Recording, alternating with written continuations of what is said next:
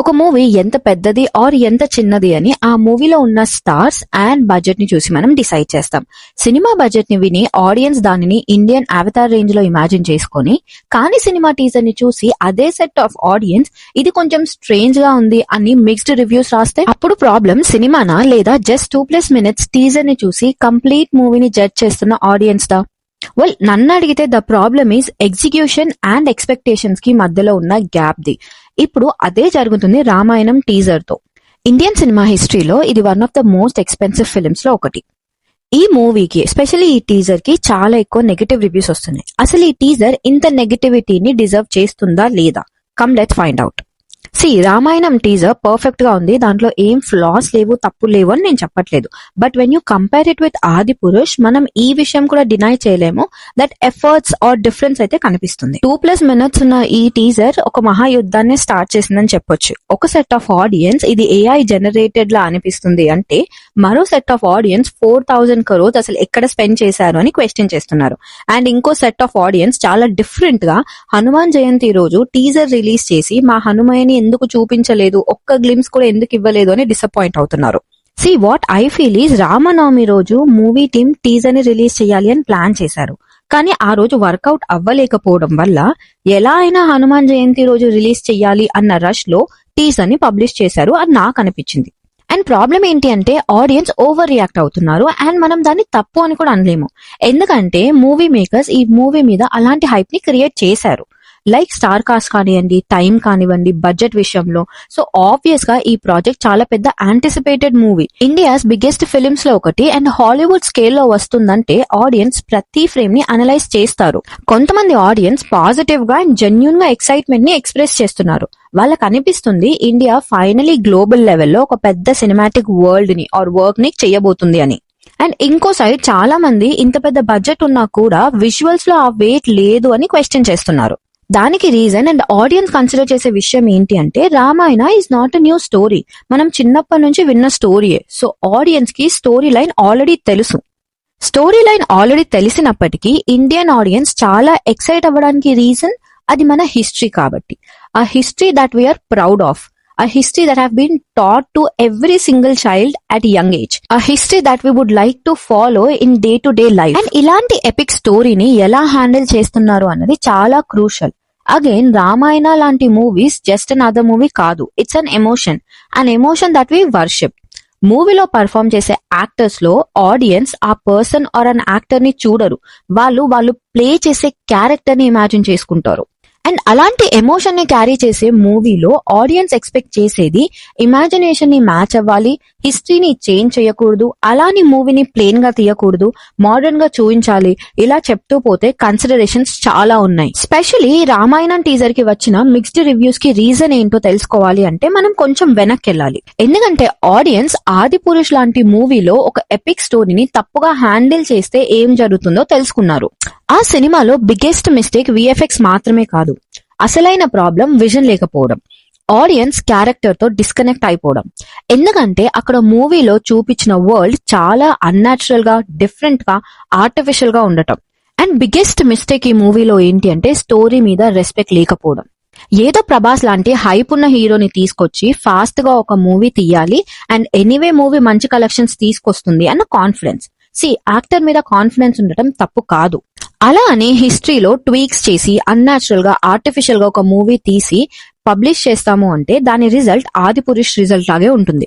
In case future లో ఈ Ramayana story కాకుండా ఇంకొక రామాయణ స్టోరీ వచ్చినా సరే దాని కంపారిజన్ ఈ రామాయణ అండ్ ఆది పురుష్ తో డెఫినెట్ గా చేస్తారు. ఇన్ కేస్ డైరెక్టర్ స్టార్ యొక్క స్టార్డమ్ యూజ్ చేసుకోవాలి, డబ్బులు వస్తే చాలు అని అనుకుంటే మీరు మీ ఓన్ స్క్రిప్ట్ రాసి తీయండి. అట్లీస్ట్ ఆడియన్స్ మిమ్మల్ని హేట్ చెయ్యరు అండ్ మీ కంపారిజన్ ఒక సెట్ బ్యాక్ లాగా ఉండదు. అండ్ నేను ఇక్కడ ప్రభాస్ ని కానీ ఆర్ దాంట్లో యాక్ట్ చేసిన స్టార్స్ ని ఏం అనట్లేదు. But what I'm trying to tell you is audience ఈ సినిమాని రిజెక్ట్ చేయడం మాత్రమే కాదు, దాన్ని ఫుల్ గా మాక్ చేశారు. టోటల్ గా సినిమా ఆడియన్స్ ట్రస్ట్ ని బ్రేక్ చేసింది. ఒక్కసారి ట్రస్ట్ బ్రేక్ అయితే నెక్స్ట్ ఫిలిం ఆర్ నెక్స్ట్ అలాంటి కాన్సెప్ట్ తీసుకొస్తే ఆడియన్స్ చాలా స్ట్రిక్ట్ గా కన్సిడర్ చేస్తారు. నేను ప్రతిరోజు హనుమాన్ చాలీసా చదువుతాను. నేను హనుమంతుడిని చాలా అంటే చాలా ఇంపార్టెన్స్ ఇస్తాను నా లైఫ్. అండ్ ఆదిపురుష్ లాంటి మూవీ మనందరి లైఫ్ లో చాలా ఇంపార్టెంట్ గా మనం కన్సిడర్ చేస్తాం. అండ్ ఆ మూవీ స్పెషల్లీ హిందీలో చూస్తే ఆ డైలాగ్, స్పెషల్లీ హనుమంతుడి డైలాగ్స్ ఆ disaster. I'm really sorry to say, but నేను చాలా ఫీల్ అయ్యాను ఆ మూవీ చూసి.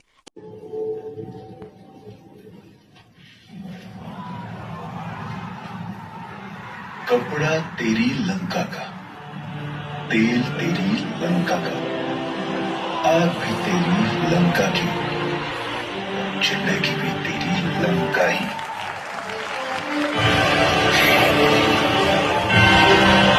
Anyways, coming back to the topic, Namit Malhotra and Nitesh Tiwari Ramayanam teaser లో ఏం డీటెయిల్స్ మిస్ చేశారు, ఎవరి క్యారెక్టర్స్ ని చూపించారు, అండ్ టీజర్ లో విఎఫ్ఎక్స్ అండ్ సిజిఐ గ్లిమ్స్ చాలా పోలరైజింగ్ ఒపీనియన్ ని ఎందుకు జనరేట్ చేస్తున్నాయి అన్నది చూద్దాం. రాముడి బర్త్ రిఫరెన్స్ ఈ మూవీ టీజర్ లో ఇవ్వలేదని నాకు అనిపించింది. మేబీ మూవీలో ఉందేమో, but childhood and birth reference కొంచెం పెట్టుంటే ఇంకా ఇంట్రెస్టింగ్ అనిపించేది. రాముడి గురువెవరు, విద్య ఎలా నేర్చుకున్నాడు, రిషి విశ్వామిత్ర రాజ దశరథుని రిక్వెస్ట్ చేయడం, రాముణ్ణి లక్ష్మణుణ్ణి యజ్ఞం డిస్టర్బ్ చేస్తున్న రాక్షసుల్ని అంతం చేయడానికి పిలవటం, ఇలాంటి కొన్ని పాయింట్స్ లైక్ అహల్య పాయింట్ ఇలాంటివి యాడ్ చేసి ఉంటే ప్రాబబ్లీ అంటే బిగినింగ్ ఇచ్చిన ఫీలింగ్ వచ్చేది. టీజర్ కి ఒక మంచి ఇంపాక్ట్ ఇచ్చేదని నా feeling. Again this is my personal. Start ఒక చిన్న ఫైట్ తో చూపించారు, కానీ ఆ ఫైట్ లో ఉన్న సీన్ సడన్ గా ఆదిపురుష్ ఫీలింగ్ ఇచ్చింది. తర్వాత ఒక క్లిప్ రాముడి అవతారం ఎంటైర్ అటైర్ లో ప్రాపర్ వారియర్ లుక్ లో ఉంది. నెక్స్ట్ షాట్ లో రాముడిది బ్యాక్ నుంచి షాట్ ఇచ్చారు. సెట్, ప్రాప్, కాస్ట్యూమ్ పర్ఫెక్ట్ ఉన్నాయి. అండ్ ఇక్కడ చిన్న మిస్టేక్ ఉంది, and fraction of second mistake ని కూడా ఆడియన్స్ ఎలా నోటీస్ చేశారంటే, అసలు ఒక చిన్న పిల్లోడు ఫస్ట్ షాట్ లో రాముడికి బెండ్ అయ్యి ఇలా మొక్కుతున్నట్టుంటే నెక్స్ట్ ఫ్రేమ్ లో మళ్ళీ సేమ్ పిల్లోడు రాముడి మీద ఫ్లవర్ వేస్తూ ఉంటాడు. మళ్ళీ ఒక చిన్న ఫైట్ షాట్, అండ్ అది కూడా ఆదిపురుష్ ఫీలింగ్. నెక్స్ట్ బిట్ వచ్చేసి వాటర్ ఫాల్ దగ్గర, దీని గురించి నేను మళ్ళీ డిస్కస్ చేస్తాను. తర్వాత ఎంట్రీ, సభా హాల్ లోకి ఎంట్రీ అవుతున్నాం, ఇది చాలా బాగుందని నాకు అనిపించింది. తర్వాత షాట్ లో అయోధ్య ప్రజలు రావటం అండ్ రథం చూపించారు. తర్వాత hero shot, Ranbir Kapoor as lord Rama revelation, ఇది నాకు పర్సనలీ చాలా నచ్చింది. కానీ కొంతమంది టీజర్ ఈవెంట్ లో రణబీర్ సింగ్ లుక్ ని కాల్ అవుట్ చేశారు, లైక్ కొంచెం నోస్ డిఫరెంట్ గా కనిపిస్తుంది when compare to young Ranbir Kapoor అని. మీకు కూడా అలానే అనిపించిందా? Comment and let me know. తర్వాత షాట్ లో రణబీర్ కపూర్ కి రాజా దశరథ తల మీద కిరీటం పెడుతూ, తర్వాత లార్డ్ రాముడు, లక్ష్మణుడు అండ్ మా సీత రెస్పెక్ట్ఫుల్ గా దశరథుకి ఫైనల్ సెండ్ ఆఫ్ ఇవ్వడం బిఫోర్ 14 years ఆఫ్ వనవాసం. తర్వాత రాముడు యాజ్ అ కింగ్ కాకుండా రాముడు as a Vanavasi look reveal చేశారు. అండ్ నెక్స్ట్ ఫ్రేమ్ లో మళ్ళీ ఒక ఫైట్, మళ్ళీ అది కూడా ఒక ఆదిపురుష్ ఫీలింగ్ ఇచ్చింది. నెక్స్ట్ షాట్ లో రాముడు వనవాసంలో డియర్ హంట్ సీన్, అండ్ తర్వాత టీజర్ లో 3 కాన్సిక్యూటివ్ వెపన్ హ్యాండిలింగ్ స్కిల్స్ ని చూపించారు. తర్వాత బ్యాక్గ్రౌండ్ లో రామ అని స్లోగా వాయిస్ రావటం, దాంతో రాముడు తిరిగి చూడటం, అక్కడితో రణబీర్ ఎంట్రీ కంప్లీట్ అయిపోయింది. నెక్స్ట్ చాలా యాంటిసిపేటెడ్ ఆడియన్స్ చాలా క్యూరియస్ గా వెయిట్ చేసిన మూమెంట్ ఏంటి అంటే రావణ గ్లిమ్స్. అండ్ మనలో చాలా మందికి తెలిసే ఉంటుంది, రావణాసుడి క్యారెక్టర్ యష్ ప్లే చేస్తున్నాడు. ఆయన ఫేస్ అయితే రివీల్ అవ్వలేదు, కానీ వెనకాల నుంచి ఒక షాట్ అయితే ఉంది. పుష్పక విమానం కూడా రివీల్ అయింది లోటస్ షేప్ లో. చాలా మందికి చాలా నచ్చింది అండ్ చాలా పాజిటివ్ గా రివ్యూస్ వస్తున్నాయి దీని మీద. వాళ్ళు అది పుష్పక విమానమా కాదా అన్నది నాకైతే తెలీదు. ఇన్ కేస్ అయితే గనక రిఫరెన్స్ కొంచెం మిస్ మ్యాచ్ అయిందని నాకు అనిపించింది. బికాస్ ఒరిజినల్ పుష్పక విమానం నాకు తెలిసినంత వరకు అదొక bird, swan, and time travel, unlimited speed capabilities ఉంటాయి దానికి. Anyways, that's the detailed teaser info. Now let's find out why and what went wrong, and audience details ని ఎందుకు కాల్ అవుట్ చేస్తున్నారు. Number 1 reason, expectations. రామాయణం లాంటి story మీద ఇంత పెద్ద movie వస్తుంటే జనాలు టీజర్ మాత్రమే చూడట్లేదు, మేకర్స్ ఆదిపురుష్ నుంచి ఏదైనా నేర్చుకున్నారా లేదా అని చెక్ చేస్తున్నారు. టీజర్ ని ఆనెస్ట్ గా చూస్తే కొన్ని పాయింట్స్ చాలా బాగున్నాయి. పెద్ద సినిమాటిక్ వరల్డ్ క్రియేట్ చేయడానికి ట్రై చేస్తున్నారు, కానీ ఇలాంటి విషయాలు చాలా హాలీవుడ్ లో, కానీ రామాయణ, హ్యారీ పాటర్ లో చాలా మంది రామాగా కాస్ట్ అయ్యాడు అని తెలిసాక మళ్ళీ లైమ్ లైట్ లో డౌట్స్ ఉన్నాయి. కానీ రణబీర్ కపూర్ టీజర్ లో తన లుక్ అండ్ బాడీ తెలియని వాళ్ళతో కంట్రోల్ లో ఉన్నట్టు అనిపిస్తుంది. రణబీర్ కపూర్ యాజ్ రామ సెట్ అయ్యాడని అనిపించింది, ఎందుకంటే ప్రభాస్ యాజ్ రామాని కన్సిడర్ చేస్తే ఆదిపురుష్ లో మీన్ ఫీలింగ్ ఉంది. కానీ ఈ మూవీలో tone serious, respectful and devotional గా ఉంది, అండ్ మేకర్స్ కి స్టోరీ ఇంపార్టెన్స్ అర్థం అవుతుంది అని క్లియర్ గా తెలుస్తుంది. Number 2, execution and VFX problem. CG and VFX some shot లో హ్యాండ్స్ డౌన్ ఇండియన్ సినిమాలోనే బెస్ట్ విఎఫ్ఎక్స్ వర్క్, కానీ కొన్ని షాట్స్ లో మాత్రం వీడియో గేమ్ లైక్ ఫీలింగ్ ఇస్తుంది. ఎగ్జాంపుల్ వాటర్ ఫాల్ షాట్ ఒకటి, రాక్షసులతో ఫైటింగ్ చేయడం, ఫారెస్ట్, ఇవన్నీ కరెక్ట్ గా సెట్ అవ్వలేదు. సి విఎఫ్ఎక్స్ టెక్నికలీ బ్యాడ్ కాదు అండ్ చీప్ గా కూడా లేదు, కానీ ఫీల్ ప్రాబ్లం ఉంది ఇక్కడ. చాలా స్మూత్ గా, చాలా పాలిష్డ్ గా, అంటే టెక్స్చర్ వచ్చేసి ప్లాస్టిక్ ఫీలింగ్, లైటింగ్ చాలా ఫ్లాట్ గా ఉండటం, న్యాచురల్ ఫీల్ రావటం లేదు అండ్ ఫేక్ గా కనిపిస్తుంది. అండ్ కొన్ని షాట్స్ లో CGI అవసరం లేదు, రియల్ లొకేషన్స్ లో షూట్ చేయొచ్చు, కానీ అక్కడ కూడా CGI ని అనవసరంగా యూజ్ చేశారు. కొంతమంది డెడికేషన్ ని కూడా క్వశ్చన్ చేస్తున్నారు, ఎందుకంటే రాజమౌళి వారణాసి షూట్ కోసం అంటార్టికాకి వెళ్ళగలిగాడు, మీరు మాత్రం ఇండియాలో ఉన్న అడవిలోకి వెళ్ళలేరా అని క్వశ్చన్ చేస్తున్నారు. And I feel this a fair ask. కొన్ని clips like forest scenes, waterfall shot, రాక్షసుల సీక్వెన్స్, ఇవన్నీ high and video game shoots లాగా అనిపిస్తున్నాయి.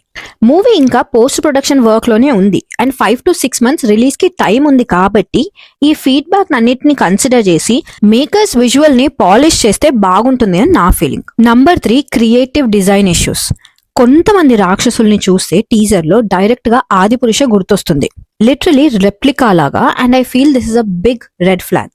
ఆడియన్స్ రిజెక్ట్ చేసిన సినిమాతో కంపేర్ చేస్తున్నారు అంటే మీరు స్టార్టింగ్ నుంచే డిఫెన్సివ్ లోకి వెళ్ళిపోయినట్టు. ఇన్ కేస్ ఇలానే ఉంటే గనక మేబీ ఆడియన్స్ మీ మూవీని సీరియస్ గా తీసుకోకుండా ఉండే ఛాన్సెస్ ఉన్నాయి. అండ్ కంపేర్ చేస్తున్నాను అని కాదు, కానీ if you look at movie like Kantara మూవీలో స్టార్స్ యాక్టింగ్ చేస్తున్నారు కదా, హిట్ చేయాలి అని ఆడియన్స్ అనుకోలేదు. మూవీ ఆడియన్స్ కి కనెక్ట్ అయింది అండ్ ఇది ఓల్డ్ మూవీ కూడా కాదు, రీసెంట్ గా వచ్చిన movie, just 1 or 1.5 year back వచ్చిన movie. I mean Kantara team ఎంత కష్టపడిందో ఆ మూవీలో క్లియర్ గా తెలుస్తుంది. అండ్ ఫ్రాంక్లీ ఆ మూవీకి ఆడియన్స్ కనెక్ట్ అవ్వడానికి మెయిన్ రీజన్ అదే.